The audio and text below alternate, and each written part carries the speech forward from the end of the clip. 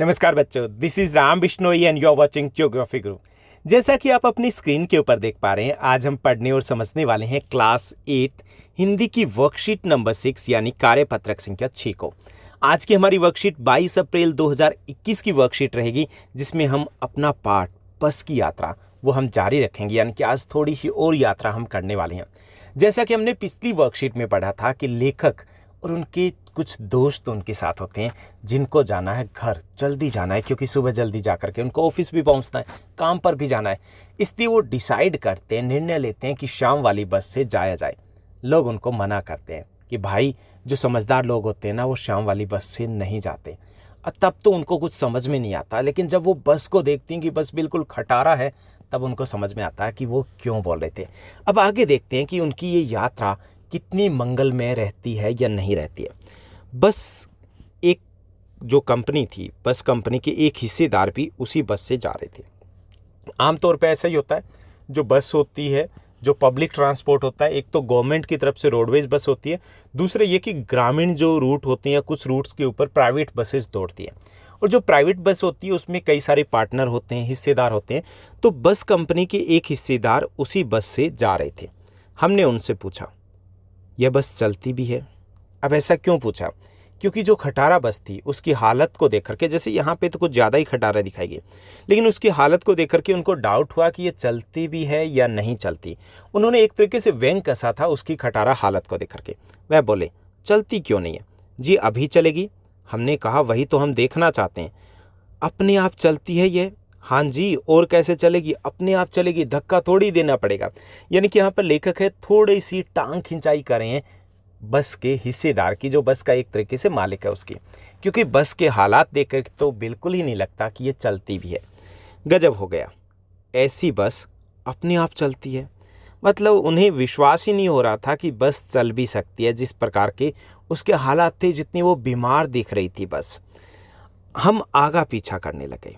आगा पीछा मतलब कि जाया जाए या ना जाया जाए, क्योंकि उन्हें लग रहा था कि इस बस में बैठने का मतलब एक तरीके से रिस्क लेना है कि पहुंचेंगे या नहीं पहुंचेंगे उसकी गारंटी वारंटी नहीं रहने वाली।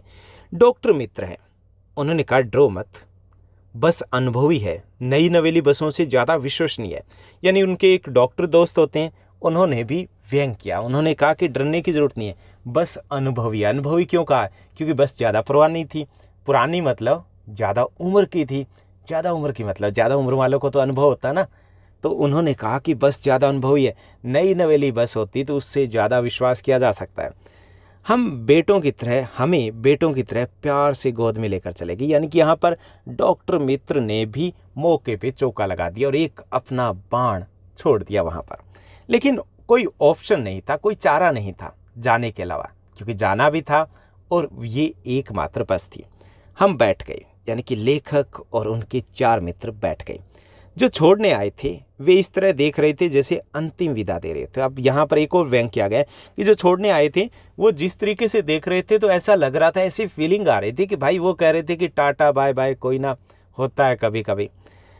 उनकी आंखें कह रही थी, आना जाना तो लगा ही रहता है, आया है सो जाएगा, राजा रंग फकीर। आदमी को कूच करने के लिए एक निमित्त चाहिए। यानी कौन हमेशा के लिए यहाँ पर रहता है? जिसका जन्म हुआ है उसकी मृत्यु होनी है। भाई ज़्यादा ही सीरियस हो गया मैं। मतलब उनकी आंखों से ऐसे लग रहा था कि भाई आप तो गलत बैठ गए, अब कोई पता नहीं चलेगा कि आप वहाँ पहुँचोगे कि नहीं पहुँचोगे।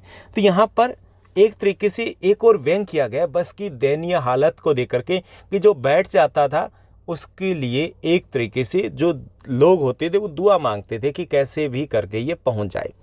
तो ये पढ़ा हमने आज का दूसरा भाग इस वर्कशीट का। चलिए अब हम प्रश्नोत्तर की बात करते हैं।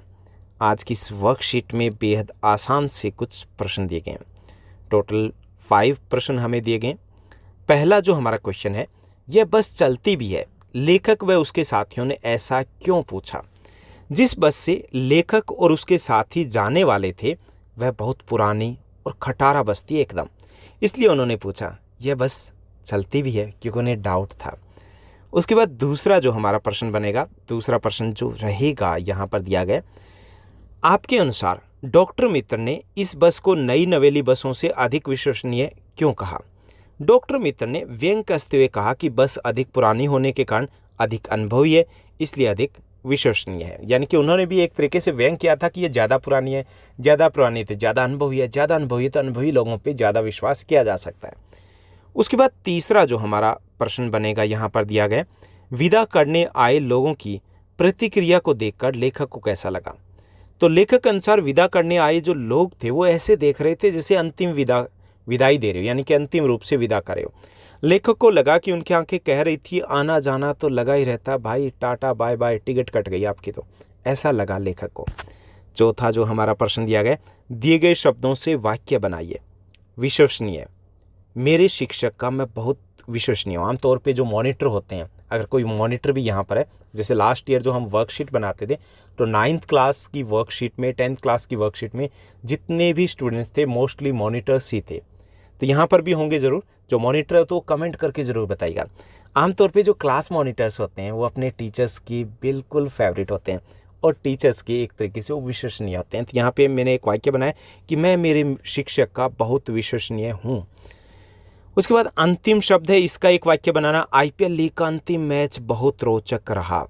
ओके, अब हम 5वें प्रश्न की बात करते हैं। 5वां 5th जो क्वेश्चन दिया गया, गतिविधि दीजिए, क्या आपने कभी ऐसी खटारा बस, रिक्शा, ऑटो, साइकिल की यात्रा की है?